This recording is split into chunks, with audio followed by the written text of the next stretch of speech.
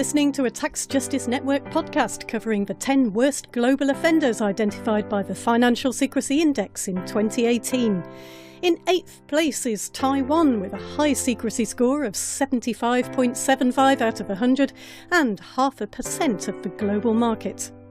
I'm Naomi Fowler, talking to George Turner of the Tax Justice Network. Taiwan is at number 8 in the Financial Secrecy Index with a pretty high secrecy score, and Taiwan's not really been on the radar until relatively recently. And at the time of the last Financial Secrecy Index, the amount of data available was just too poor for it to even make it onto the index. But this year, the country's made it into the top 10. So why has it been so hard to get the data? Well, this is kind of a product of the isolation of Taiwan due to China's One China policy. So just to explain what that is, at the end of the Chinese Civil War in 1949, when the communists took over, the nationalist government of China fled to Taiwan and set up there and called itself the Republic of China.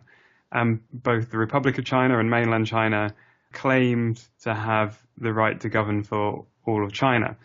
And so what happens is that China, as we think of China, refuses to allow Taiwan to engage in a lot of international relations, because to do so would require international organizations to give some legitimacy to the Taiwanese government. And it really, a lot of it comes down to the name. So, for example, China seems to be happy for Taiwan to engage under the name of Chinese Taipei, but that's not acceptable to Taiwan. So the result of this is that, for example, it doesn't participate in IMF data and statistics. And that was highlighted in 2017 when researchers at the University of Amsterdam, the CorpNet group, did their big study on sinks and conduits, looking at how money moves through tax havens and into tax havens. And they found that Taiwan was a significant sink jurisdiction, i.e. a receiver of offshore capital. And they noted that, previous studies that had relied on IMF data to look at international money flows would have missed out Taiwan because the country doesn't participate in IMF statistics. Right, and apparently because of China's influence, Taiwan is prevented really from joining all sorts of international institutions, so it's not part of the United Nations or an OECD member, for example. Yeah, so it's the largest economy in the world which isn't a member of the United Nations. It's also not a member of the OECD Global Forum on Tax and Transparency. And then again, this prevents it or makes it very difficult for Taiwan to engage in automatic information exchange with countries. So, for example, they can't join the multilateral agreement on this and under the name of Taiwan, because China wouldn't accept that. So they have to sign, if they do this, a series of bilateral agreements. Makes it more difficult. And that kind of thing means that Taiwan performs poorly on some of these indicators. It has been identified as one of the most prominent destinations for offshore capital in the world, so it really is quite an important major player. Who is using Taiwan, the jurisdiction of Taiwan? Well, it seems from what evidence we have available is that a lot of this is a kind of offshore system which is set up to promote cross-straits trade, so trade with mainland China. Obviously, you have this huge economy just across the sea, and China and Taiwan do a lot of trade, but the political difficulties of that mean that a lot of people do that trade through offshore entities. So, again, looking at what the University of Amsterdam researchers were saying was, they said that the prominence of Taiwan in their study was driven mainly by Chinese technological companies who then own Chinese firms, but they don't do it directly. They do it either via Hong Kong or via Caribbean islands. And that means a lot of money flows end up going via these tax havens and then ending up in Taiwan. Taiwan also set up its kind of own offshore system called overseas banking units.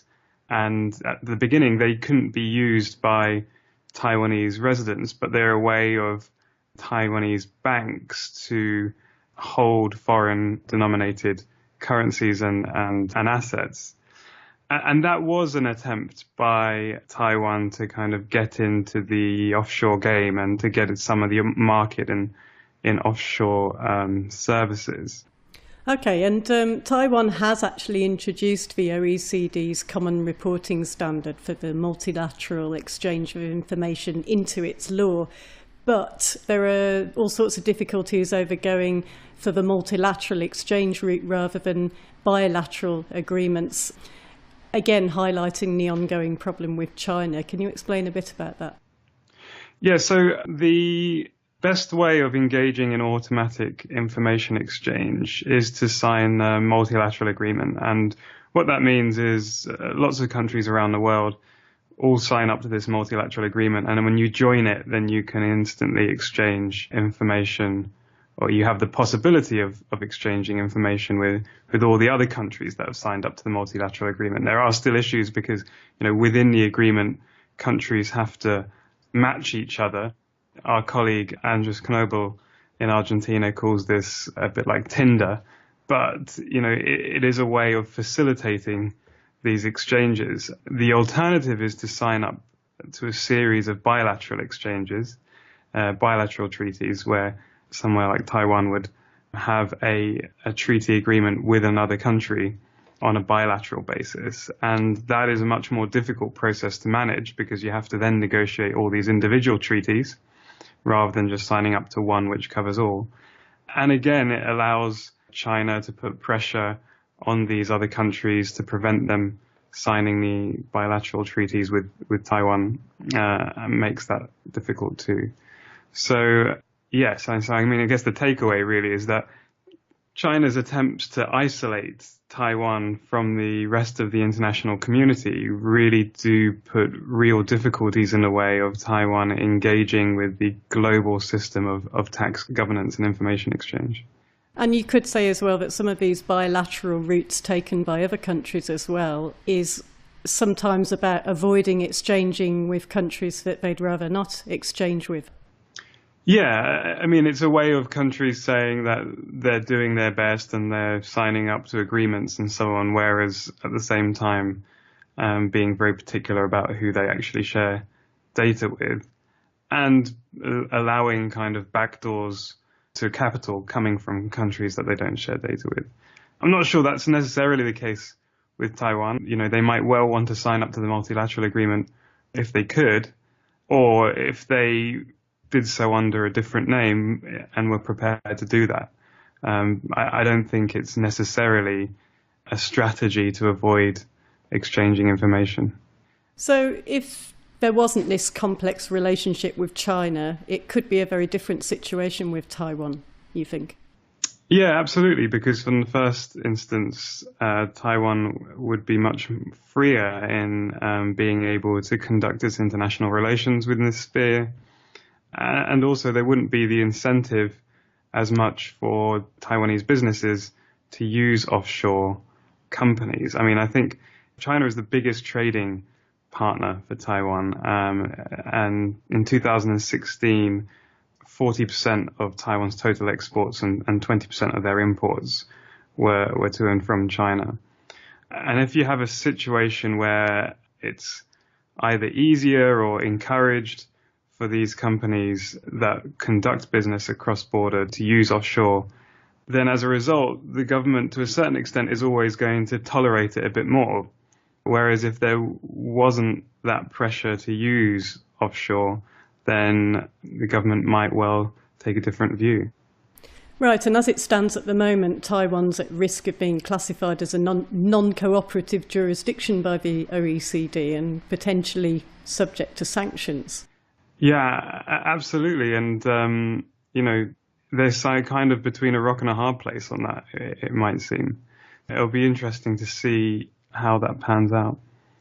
Okay, and despite its financial secrecy index ranking this time round and its high secrecy score, it has actually done some good things as well in terms of amending its anti-money laundering regulation, and it's drafted a Whistleblower Protection Act. Yeah, and so they are a member of the Financial Action Task Force under the name of Chinese Taipei, which kind of shows the way these things are done. And, they were last evaluated in 2018. And before that, they were added to the watch list, which means that, the FATF were a bit concerned about some of the rules in place in countering money laundering, anti-money laundering controls.